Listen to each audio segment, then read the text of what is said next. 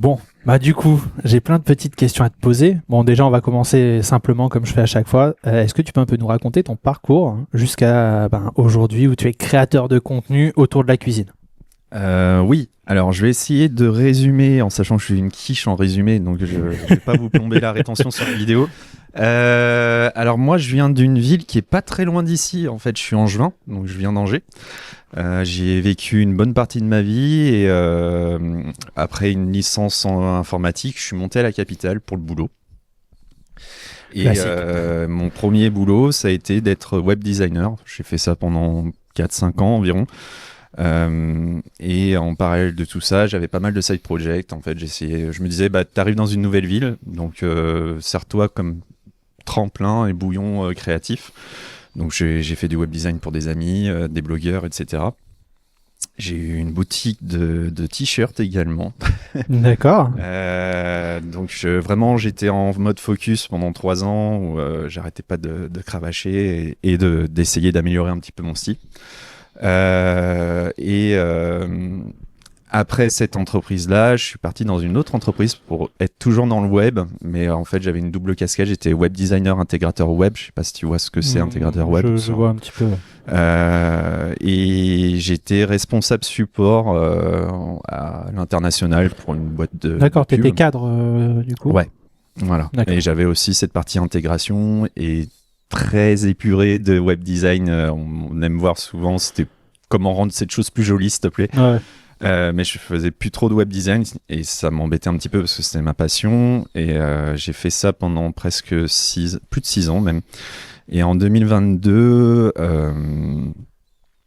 j'ai eu un beau burn-out des familles qui est arrivé. Le classique, on va dire. Qui a fait coucou. Coucou, je suis là. Et du coup, dans ce genre de situation, c'est un petit peu comme Stranger Things, tu vois, tu es dans le monde noir. Tu es le monde noir, tu es comme ça. Voilà. Il est fort, il fait des liens avec les autres épisodes. C'est malin. La rétention. Il fallait avoir vu l'épisode 3 si vous voulez la création de contenu. Non, mais t'es un peu dans le brouillard et tu te dis, t'as 3 portes qui se présentent à toi. Tu te dis, soit j'y retourne parce que, question financière, tu peux pas te dire, voilà, j'arrête tout et puis voilà. C'est compliqué. Soit tu cherches une autre boîte, mais malheureusement, dans le milieu, les boîtes se ressemblent assez. C'est un peu le même fonctionnement partout, quoi. Je vais sûrement retrouver la même situation dans quelques années, et puis voilà, quoi. Puis à force, je commençais un petit peu à me lasser du web design. Et je me dis, sinon, la troisième option, c'est fais un truc que tu as envie de faire. Lâche-toi. Fais-toi plaisir. Et je me suis lancé dans la reconversion pour être photographe culinaire à la base. Oui, d'ailleurs, j'ai un peu inspecté ton Insta et j'ai vu effectivement qu'au début de ton Instagram, c'est uniquement des photos. Et si je dis pas de bêtises, tu vas me confirmer, ta première vidéo personnellement, toi, où tu fais une recette, c'est en octobre 2022. Oui. Voilà. Donc vas-y, je te laisse enchaîner. Je l'ai renseigné. En fait, je voulais être photographe culinaire. On insiste bien sur je voulais. Mais après, j'ai été confronté un petit peu au milieu où c'est un cercle très très fermé dans la photo, où c'est assez élitiste en fait, où sur Paris, il y a 4-5 gros photographes qui travaillent avec les restaurateurs et c'est tout après. Et après, c'est assez compliqué de se faire un nom là-bas. J'ai un ami photographe qui est pas du tout là-dedans et qui m'a dit qu'il avait fait une mission dans le culinaire. Il m'a dit vraiment, t'y rentres pas comme ça, quoi. C'est un cercle très très fermé. Et en parallèle de tout ça, il y avait l'avènement de TikTok, des Reels, etc. Et je me disais, forme-toi un petit peu à la vidéo parce que ça te fera une valeur ajoutée et de toute façon, on va forcément te le demander tôt ou tard. Et j'ai commencé un petit peu à m'entraîner durant l'été 2022 sur Instagram à faire j'ai pas envie de faire des vidéos bienvenue dans le meilleur restaurant de Paris. Voilà, je suis pas très fan de ce genre de contenu.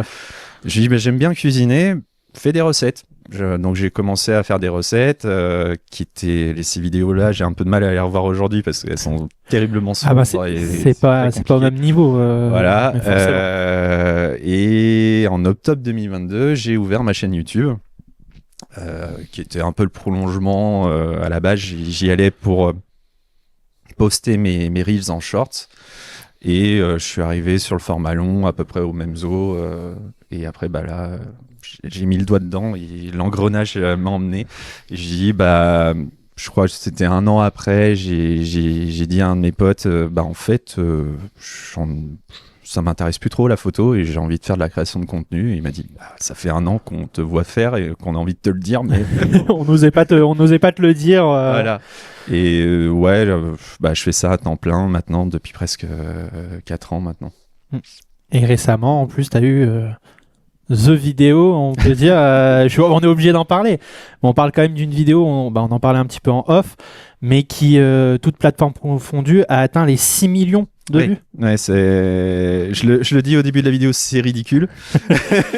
Mais plus c'est ridicule, plus ça marche sur les internets. Et j'ai suivi une trend.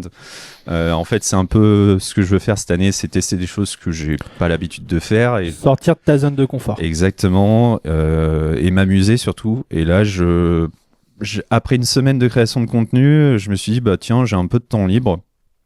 Puis je vois passer cette vidéo X fois sur mon feed.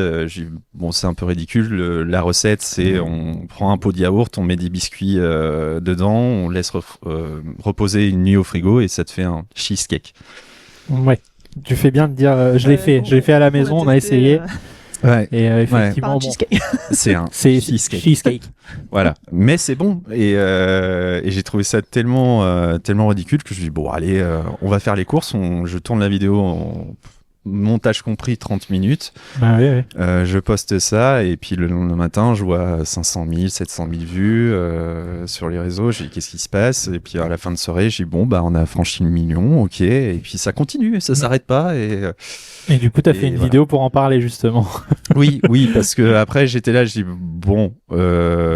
déjà je savais pas trop comment le prendre parce que j'avais tous mes potes qui me disaient enfin une recette que je vais pouvoir tester.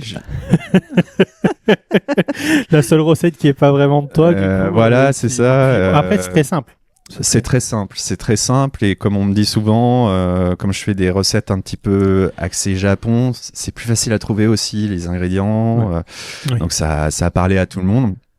Et ça demande pas non plus des compétences en cuisine incroyables. Donc voilà, effectivement, ça fait des millions de vues et j'ai ma courbe YouTube qui a fait comme ça. Oui, puis ça a eu un impact sur tes autres contenus, j'imagine, forcément. Mes nouveaux contenus, en tout cas, ont un peu plus de vues. Ça m'a apporté de la visibilité. J'ai un ami créateur qui me dit souvent, alors c'est quoi tes Pokémon Shiny? Les Pokémon Shiny, souvent, c'est les personnalités publiques qui like ou qui s'abonnent à ton compte. Ouais. Moi, j'ai eu Laetitia Hallyday qui a liké cette vidéo. D'accord. Ok, très bien. Je dis, pourquoi pas. Et du coup, effectivement, il y a pas mal de personnalités qui ont liké ça. J'ai des athlètes de haut niveau, donc ça m'a beaucoup fait rire quand j'ai eu des gens pro santé qui m'ont dit vaut mieux aller à la chaîne de muscu et tout ça. J'ai dit moi j'ai des athlètes de l'équipe de France qui ont liké cette vidéo, qui vont peut-être refaire cette vidéo. Donc c'est assez surréaliste, mais après c'est ce que je disais à un abonné. Je voulais pas non plus tomber dans le piège de ça a marché, alors je vais faire que ça. Oui. Donc, tu risques trop de t'éloigner de ce que toi tu aimes. Exactement, et je le vois dans certains créateurs qui ont voulu tester, parce que c'est normal, on voit des millions de vues, des milliers de vues sur un contenu, on se dit c'est rapide à tourner, je vais le faire, qui se sont totalement enfermés là-dedans, ils sont rendus maintenant à la 6e ou 7e vidéo, il y en a une version salée maintenant aussi. Voilà. Mais non, moi j'ai préféré me dire ok, t'as eu un coup de projecteur, c'est chouette, ça m'était déjà arrivé par le passé, pas autant. Mais maintenant, il faut relativiser, aller de l'avant, continuer à faire des choses qui t'amusent, c'est le principal. C'est important. Parce que si tu t'amuses pas dans la création de contenu, tu finis en burn-out. C'est ça devient que c'était comme avant. Voilà, et puis c'est un boulot tellement exigeant, il y a tellement de sacrifices à plein de niveaux que si tu t'amuses pas à faire ça, c'est pas possible. Tu peux pas. Il faut garder le plaisir, c'est une certitude. Est-ce que du coup là aujourd'hui pour toi la création de contenu, tu te dis en fait c'était une évidence? Est-ce que c'était en fait, tu aurais dû presque t'éclater au visage avant que c'était ça qui était fait pour toi? Une évidence lointaine, mais effectivement, si on retrace un peu ma vie autrefois, Julien, un petit enfant de la... Il y avait des indices qui allaient me mettre tôt ou tard sur ce chemin-là. Je sais pas si vous avez eu ça dans votre adolescence, mais j'étais ce pote qui faisait tout le temps des reportages vidéo, en fait, des brins de vie. Je faisais le vlog avant le vlog. Il y a un film français sur ça, Play. Je sais pas si vous l'avez. Ça me parle. Je savais pas du tout de quoi ça allait parler, et en fait quand je me suis retrouvé en salle, c'est marrant, moi aussi. C'est ma vie en fait. Ah ouais. Et Max Boublil, un truc vraiment. Mais ça m'a l'a vu ce film, hein, mais quand ça te parle tout de suite. Il est génial, et il m'a fauché. Moi j'étais bouleversé. J'ai l'ai regardé avec l'enclume qui était là. C'était. Et ouais, j'ai accompagné ma vie comme ça pendant 5-6 ans à l'adolescence jusqu'à l'âge adulte. J'ai appris ma première leçon de vie dans le milieu a été fait des backups. Parce qu'à l'époque, c'était les disques durs mécaniques. J'ai perdu 5 ans de vie comme ça, en fait, parce que je n'ai pas fait de backup. Donc, je suis passé dans mes photos, tu passes de 14 ans à 20 ans. Ah oui. Du coup, forcément, petit. Ouais. Mais c'est resté un petit peu, entre guillemets. Pour un anniversaire d'un pote, j'avais fait un ensemble de courts-métrages de sketch. C'était la grande époque de No Life. Donc, je dis, tiens, je vais faire des trucs comme ça. Et j'avais fait une parodie de Mange mon geek de Monsieur Poulpe. Yes, je vois. Je faisais un burger. D'accord. Ça a commencé comme ça, en fait, le burger. Mais ouais, l'écriture, la réalisation et tout ça, ça m'avait beaucoup plu à l'époque, mais je l'avais gardé en hobby. J'avais écrit des fan-films Star Wars aussi avec un pote qu'on n'a jamais réalisé parce que on s'est dit, on n'a pas les moyens d'avoir des fonds verts, des machins et des trucs. Donc c'était pas la peine. J'allais y venir justement, pourquoi du coup la cuisine et pas le cinéma, parce que tu aurais très bien pu faire des critiques de cinéma, on a des créateurs de contenu qui font ça et qui le font très bien d'ailleurs. Pourquoi pas le cinéma plutôt que la cuisine du coup? Surtout que j'ai été blogueur ciné en fait pendant mes premières armes sur le web, c'était d'écrire des critiques ciné, jeux vidéo. Un peu ce que font maintenant les gens sur internet.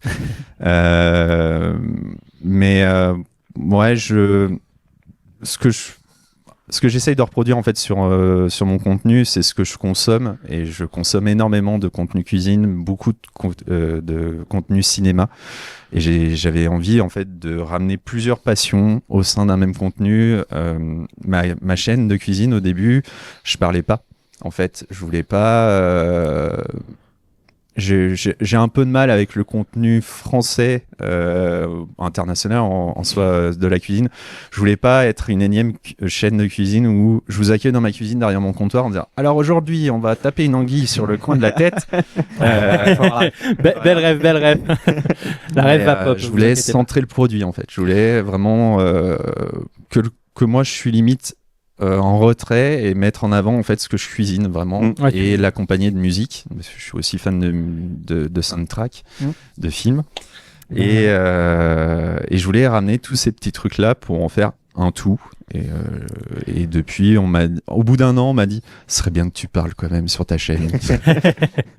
J'avais un ami qui me disait un youtubeur que tu connais qui me disait oui je pense que ce serait bien que tu parles parce que déjà ta voix est plaisante, etc. Et aussi pour le référencement, que YouTube analyse tout ce que tu dis, etc. Ça te permettra peut-être de monter un peu plus. Il avait raison parce que dès que j'ai commencé à parler, la sauce elle a pris. Ce qui est marrant, c'est qu'aujourd'hui, on a l'impression qu'on est plutôt à l'inverse au retour du contenu muet pour s'internationaliser, tu vois. Tout à fait. Donc c'est paradoxal tout ça. Thibaut InShape, c'est un bon exemple. Et d'autres, effectivement, il fait beaucoup de contenu sans voix off, juste avec du sous-titre. Surtout qu'en interne sur YouTube, maintenant, tu as l'auto-dubbing. Et on est beaucoup de créateurs à dire c'était pas la meilleure idée du monde. Non, c'est clairement catastrophique. J'ai voulu tester parce que forcément, comme je parlais pas au début de ma chaîne, j'ai eu beaucoup de gens à l'international qui sont venus me parler dans les commentaires, et j'ai eu un message très touchant d'une maman aux Philippines qui me disait je me sers de vos recettes pour faire manger à mon fils, etc. What? Trop cool. Et quand j'ai commencé à parler, je mettais toujours en fait je traduisais mes sous-titres en anglais. D'accord. Dans la fonctionnalité YouTube. Maintenant, je le fais moins parce que j'ai pas le temps. Et les autos sont pas si mal. En sous-titres. En sous-titres, oui. Pas en doublage. En doublage, j'ai testé sur 2 vidéos. J'ai arrêté parce que j'avais lancé mon intro. J'ouvre toujours mes vidéos en jingle et je parle pas. Et en fait, l'autodubbing prend déjà la main. Et il traduisait des ingrédients japonais par du yogourt. Et non, on va arrêter. Ouais, parce que du coup, avec ton contenu, ça se prête pas à qu'il y ait une interprétation, justement. C'est pas possible. Et puis, moi, je pense que le premier commentaire que j'ai eu sur le sujet, c'était un terme dégradant vis-à-vis de l'IA. Il y a beaucoup de débats sur l'IA.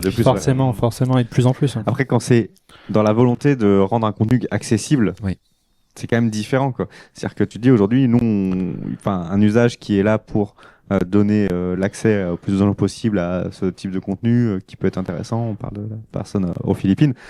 Il y a quand même du sens, tu vois. Donc, faut faire la part des choses. Faut faire la part des choses, je pense. Bon, tu pourrais pas te permettre de toute façon de prendre un comédien de doublage anglais pour faire ton doublage. Je vais demander à Brigitte Lecordier maintenant de faire la voix en français. Ça sera... ça peut être incroyable. Hein. Ça va coûter cher. sur un épisode fusion avec Dragon Ball, pourquoi pas. Mais oui, effectivement, ça coûtera trop cher. J'ai pas assez de YouTube money pour ça. Mais on parle d'accessibilité. C'est aussi pour ça que j'intègre vraiment les sous-titres au sein de mon contenu, que ce soit long ou court. Et c'est pas que pour j'avais un pote qui m'a appris ça il y a quelques mois, qui me disait en fait je savais pas que tu mettais de la musique sur ton contenu parce que je regarde ton contenu sans le son. Oui, c'est pour ça que c'est bien de mettre les sous-titres, parce que sinon je sais pas de quoi tu parles. Les sous-titres sont essentiels. Qui consomment sans le son. Et je pense peut-être le soir avant de se coucher. Notre génération plus que d'autres, dans le sens où moi, typiquement, je suis dans les transports ou quoi, j'oserais jamais mettre le son. Ce qui n'est pas le cas de tout le monde, désormais. Malheureusement. Qui mettent le son. Mais c'est vrai que, et du coup, pareil, quand on crée du contenu, nous, avec Ange Popcorn, c'est systématiquement sous-titré. Parce que je pense que c'est une accessibilité. Il faut que les gens, quand ils scrollent, s'ils voient un mec qui parle mais qui sait pas, je passe à la suite, quoi. Ouais. Moi, personnellement, je le découvre en ce moment en étant jeune papa. J'ai une petite fille de 2 ans. Le soir, c'est... Donc des fois, je regarde le contenu comme ça sans le son. Et heureusement qu'il y a des sous-titres, du coup. Oui. Mais sinon, c'est compliqué. C'est compliqué à suivre. Est-ce que tu as vraiment une orientation pour le futur sur tes projets? Est-ce que tu veux peut-être aller un peu plus vers le cinéma? J'en sais rien, c'est une simple idée, parce que je sais à quel point tu es passionné du cinéma, vraiment. Et est-ce que tu veux encore plus t'orienter? Parce que même si dans tes vidéos, il y a toujours des références, comme tu dis, il y a les musiques, mais il y a aussi des petits rêves que tu vas te donner dans ce que tu dis. Donc peut-être tout le monde ne les saisit pas toujours, mais en tout cas, tu le fais quasiment à chaque fois, je dirais. Ouais. Donc, mais est-ce que tu voudrais que ça prenne un peu plus de place dans le futur? Je sais pas. Alors, en soi, dans le futur, oui. Disons qu'en fait, ma chaîne n'a pas encore sa vraie nature. J'ai pas encore dévoilé ce que je voulais faire avec ma chaîne parce que j'ai pas le temps. J'ai la tête dans le guidon. J'ai un rythme assez effréné en termes de posts. Mais en soi, sans trop en dévoiler, ma chaîne au début, elle avait des épisodes chapitrés, c'est-à-dire qu'elle avait des saisons et des numéros d'épisodes. J'aimerais bien aller un peu plus loin sur ce projet. D'accord. Mais ça demande plus de moyens, plus de temps. Là, c'est pareil, j'ai fait une petite pause sur le format long parce que l'année 2025 a été assez compliquée dans tous les sens du terme pour moi, mais aussi pour d'autres créateurs sur YouTube. Bien sûr. Donc, j'ai un peu mis ça de côté. Je suis revenu sur le format court, qui est un peu mon format d'origine à la base. Mais je me dis que maintenant, vu que ça fait quelques mois que je suis pas revenu sur le format long, j'aimerais bien revenir en forme et faire un truc sympa et surtout m'éclater. Je me dis, peut-être cette année poster moins de formats longs, mais vraiment des trucs que je suis très fier de faire. Et on verra où ça va. Mais au niveau projet de cette année, en tout cas, je vais avoir bientôt 40 ans. Je sais pas si c'est la voie de la raison ou pas, mais je me suis dit, cette année, j'allais venir à moi. D'habitude, je commence une année, je dis, ah tiens, je vais faire ça, je vais faire ça, je vais faire ça. Et j'arrive un peu frustré quand les choses n'arrivent pas. Bien sûr. Ne peuvent pas se concrétiser. Et cette année, je me dis, bon, l'année a commencé, on va voir ce qui va se passer. Là, aujourd'hui, je tourne une émission. C'était pas du tout. Il y a un mois de ça, c'était pas prévu.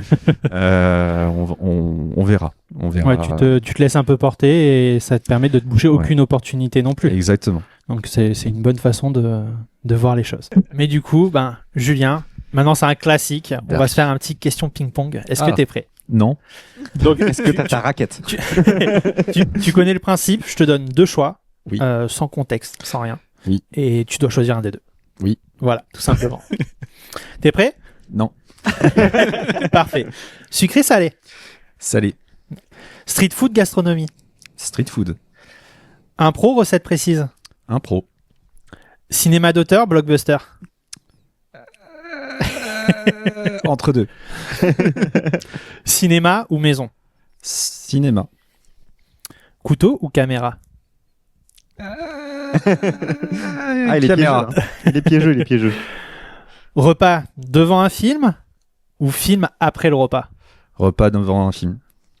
Bah voilà, c'est tout, c'est pas mal. Mais l'air de rien, je trouve vraiment que ces questions ping-pong, ça permet vraiment de savoir un petit peu comment les gens sont vraiment en fait, parce que je te laisse pas le choix, t'es obligé de répondre et c'est très cool.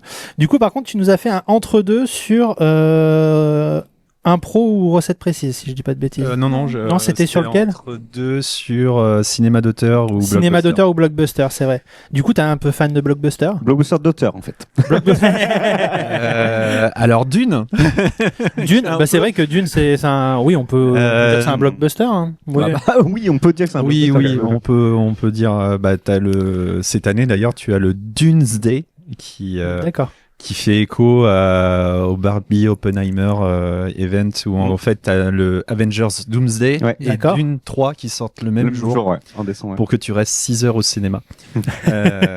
Mais comme j'ai grandi dans les années 90, j'ai été bercé par les blockbusters des années 90. Ouais, donc et voilà. Trop grosse influence de ce côté-là pour les dénigrer. Tous les vendredis soirs chez mon père, on allait au vidéoclub. Alors les jeunes vont pas savoir ce que c'est, mais c'était incroyable le vidéoclub. Netflix. Netflix a été un vidéoclub d'ailleurs. Je faisais la même chose. C'était genre au début du week-end, on allait prendre nos films pour le week-end et c'était super. C'était la tradition paternelle où on allait chercher, on se faisait livrer une nouvelle pizza qui venait de sortir en France qui s'appelait Pizza Hut. Avec le fromage dans la croûte. Avec le fromage dans la croûte, j'ai connu l'invention de la cheesy cross, c'est dire si je suis vieux. Mais ouais, les blockbusters avec mes parents, voilà, ça fait partie de mon ADN et en grandissant, je me suis forgé mon propre œil. Je suis allé sur des films un peu plus indépendants. En ce moment, mes petits chouchous, c'est les studios A24 que j'adore, qui sont des films d'auteur beaucoup plus gros budget. Qui ont un vrai budget pour faire quelque chose. Mais ouais, je suis entre deux. J'aime de tout. Comme dans la cuisine, en fait. Et d'ailleurs, comme on parle beaucoup de ces deux côtés, toi, ton côté cinéphile et cuisine, est-ce que tu penses, alors c'est assez compliqué parce qu'un film ça dure 1h30 et un repas ça dure pas forcément 1h30, mais pourquoi pas, est-ce que tu penses qu'on pourrait accorder, de la même manière qu'on peut accorder du vin avec des plats, est-ce qu'on pourrait accorder un repas avec un film? J'aime l'idée. Alors en soi, ça s'est fait. Ok. Malheureusement avec un chef que je dirais pas le nom parce que son actualité est pas très positive et j'ai pas envie de lui faire de la pub, mais il y avait un restaurant qui était le Plaza Athénée à Paris qui proposait des soirées films et on apportait au fur et à mesure des films des plats en accord avec le film. Ok. Repas pendant le film. Repas pendant le film en accord avec le film. D'accord. Et je crois qu'il y a un cinéma, j'avais vu passer ça il y a quelques mois, qui propose pendant la projection des plats random comme ça en lien avec le film. Ok, intéressant. Ouais, on peut accorder du coup. Après, c'est très intéressant, je ne savais pas du tout. Il y a comme beaucoup de restaurants à thème, où mais c'est la thématique, c'est ça, ouais. Mais c'est vrai que regarder ton film et déguster en même temps, ça peut apporter une dimension qui est un peu différente, qui peut être intéressante. Est-ce que c'est pas un peu... on s'approche tout doucement du foodgasme, justement, avec un bon film qui serait accordé avec les mets, avec quand Harry rencontre Sally, la scène du resto. Bon, ça peut être cool quand même. Ouais. Je voulais un petit peu savoir aussi, parce que comme tu l'as dit tout à l'heure, c'est pas évident, ça demande beaucoup de travail quand même de tout simplement faire de la création de contenu, hein. Et comme tu dis, t'as pas le temps de tout faire. Est-ce que c'est pas trop compliqué de concilier tout simplement ta vie de famille avec tout ça? Comment tu fais? Parce que peut-être que je suis sûr qu'il y a des gens que ça peut intéresser. Je fais pas. Il a tout abandonné en fait. J'ai abandonné. Voilà, en fait, on me sort du brancard, tu vois, on me plug et voilà. Non, c'est pas tous les jours facile. On m'avait posé la question il y a quelques années justement, comment tu fais avec un enfant, etc. Ma fille à l'époque avait quelques mois, donc c'était facile entre guillemets. Oui. C'est maintenant elle marchait pas encore les premiers mois. Voilà, on pouvait faire plein de choses, faites des restos, faites des sorties. Mais au début, on se dit, c'est chaud. Et 2 ans après, tu fais, mais ça, c'était facile, ça. Ça, c'était facile. Exactement. Non, maintenant, je peux plus trop. Je la mettais un peu en guess, mais de manière pas reconnaissable, parce que mes premiers mois en fait de papa, je crée du contenu avec elle à côté. Maintenant moins, elle va à la crèche tout simplement, voilà. Là il attend l'âge où elle peut devenir commis de cuisine. Oui. Là justement pour son anniversaire on lui a acheté une petite cuisine. Ok. Non, mais ça c'est pour faire comme papa. Voilà. Ouais. De toute façon quand elle me cherche dans l'appartement, on vit pas dans un manoir non plus, mais ma femme ma fille dit il est où papa, et ma femme dit tout simplement si tu le vois pas il est dans la cuisine. Voilà. Toujours dans la cuisine, toujours c'est vrai. Dans la cuisine. Mais ouais, c'est pas évident tous les jours, il y a les imprévus, enfants malades, etc. Tous les créateurs de contenu te diront essaye de gagner de l'avance. La réalité de la chose, c'est que t'en as pas, donc c'est pas possible. Je peux que confirmer, c'est très compliqué. Mais effectivement, ça rajoute une petite complexité. Je l'avais dit il y a quelques années, faut être organisé dans la désorganisation. Ouais, bien sûr. Il faut avoir cette aptitude à un petit peu gérer les imprévus, tout simplement. Tout simplement. Et puis, quand tu crées du contenu cuisine, l'imprévu, tu connais. Tu peux passer un temps sur un plat que tu connais par cœur et tu passes un peu trop de temps sur un plan et c'est cramé. Ouais. Ça m'est arrivé plus d'une fois au début de ma chaîne où j'ai dû recommencer 3 fois le tournage ou un truc comme ça, quoi. J'ai eu une poussée. Et les pires, c'est quand il y a des poussées de pâtes. Quand ta levure est morte et que tu le sais 2 jours après, c'est foutu. Ouais, puis la complexité en plus dans ce que tu fais, c'est aussi ça a un coût, parce que des fois tu fais des plats quand même où il y a quand même des produits raffinés qui coûtent un certain prix.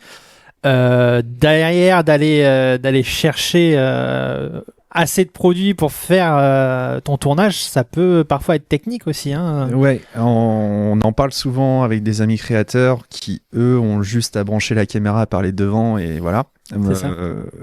Dans mon boulot, faut aussi aller chercher les produits, passer du temps à faire les courses. Je déteste faire les courses. Je déteste ça. Je comprends tellement.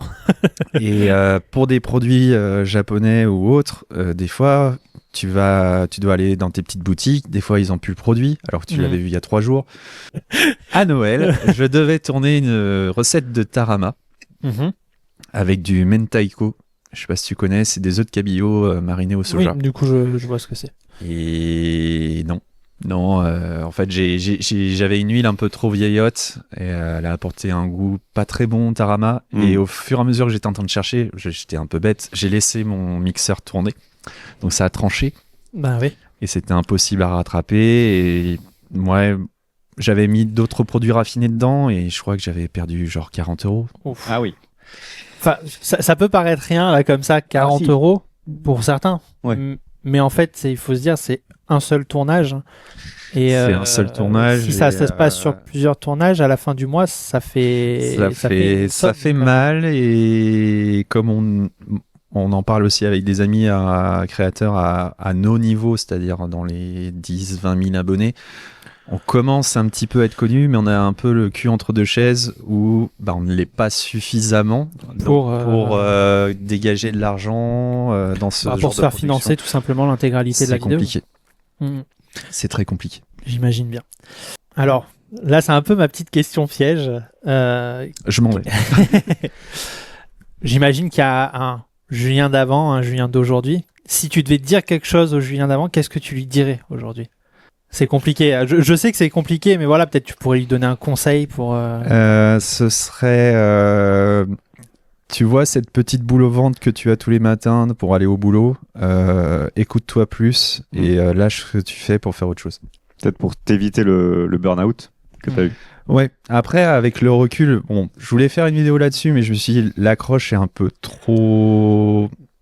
peut être mal perçu, mais entre guillemets, le burn-out a été une bonne chose. Il m'a permis de faire des choses que j'aurais jamais pensé. Moi, en soi, je suis quelqu'un de très introverti dans la vie. J'étais très, très, très, très timide. Et maintenant, même un ami comme Arthur, qui est une prestance, me disait, franchement, je suis impressionné parce que tu fais des trucs que je pensais que tu ferais jamais, quoi. Genre, la première vidéo qu'on a fait dans la rue en vlog, il m'a assisté en tant que cadreur. Oui. Il m'a dit, mais les premières minutes, il m'a dit, c'est pas facile comme exercice que tu fais pour quelqu'un comme toi. Et en fait, c'est pas que tu te crées un personnage, mais tu te conditionnes. Tu te dis que tu es dans un truc qui te tient à cœur, c'est ton bébé en soi. Et tu aimerais bien le voir grandir et t'amuser, découvrir des choses, sortir de ta zone de confort constamment, en fait. C'est ça. De toute façon, quand tu te lances dans un projet, forcément, c'est ton petit bébé, tu as envie que ça réussisse, sinon tu le lancerais pas. Mais j'imagine effectivement qu'Arthur, qui est du coup un de tes proches, forcément d'un très gros soutien. Il est là depuis le début. En soi, Arthur, on le dit souvent, mais on se connaît pas de YouTube. Il y a des amis en commun qui font vous connaissez parce que vous êtes créateur de contenu. Non, on se connaît depuis presque 14 ans maintenant. Donc on se connaît de la vie d'avant. Il m'a pas connu avec les cheveux. C'était juste après que je me rase la tête. Mais on se soutient mutuellement. Lui, il a commencé sa chaîne bien avant la mienne, ce qui a été aussi un petit peu une source, un petit tremplin de se dire tiens, moi aussi je vais tenter mon truc. Une vraie inspiration de se dire en fait on peut le faire, quoi. Ouais, et puis il y a ce côté un petit peu bon pote où on en parlait, on en parle souvent, c'est que on veut arriver à un objectif de pouvoir s'éclater à faire des vidéos ensemble et sans se dire tiens, il faut finir les fins de mois et que c'est compliqué en ce moment, voilà. Mais ouais, l'idée c'est le but ultime, c'est de s'amuser ensemble dans des vidéos, quoi. Ouais, vous régalez, comme j'ai pu le voir sur Japan Tour Festival sur scène. Oui. Ils ont vraiment une très belle osmose. Toi, je pense que t'as pas pu les voir du coup. Est-ce que j'ai eu le temps de faire quelque chose, moi ? C'est exactement ça. Non. Mais il y a vraiment. Monsieur, il était à son stand, il a pas bougé. Il y avait vraiment une belle osmose entre eux sur scène et le public vous l'a bien rendu, je trouve. Je pense que ce qui marche, c'est avant cet événement-là, on était dans le train à briefer un petit peu. On a écrit 4-5 pages de brief. Ils voulaient m'interviewer et tout ça. On n'a rien suivi de tout ça. Non, parce qu'une fois sur scène, il n'y a plus rien. Il y a le côté bon pote qui est ressorti. Et puis, on s'est taillé comme on se taille dans la vie, quoi. Arthur, c'est pas un fin gourmet. Son frigo, tu pleures un peu, quoi. Oui, d'ailleurs, vous aviez eu la rêve des recettes. Je me rappelle plus c'est quoi, mais c'est des recettes catastrophiques qu'il a pu faire. Ah oui, alors en soi, l'idée à l'époque, c'était aussi de me faire découvrir à sa communauté et il avait sorti ce qu'il appelait les attentats culinaires. C'est ça, exactement. Et j'étais pas trop au courant la première fois, il m'envoie ça, il fait hey, regarde ce que j'ai fait. Je dis mais c'est pas possible, quoi. C'était genre, je crois c'était c'était du pain de mie semi-toasté avec du lait concentré.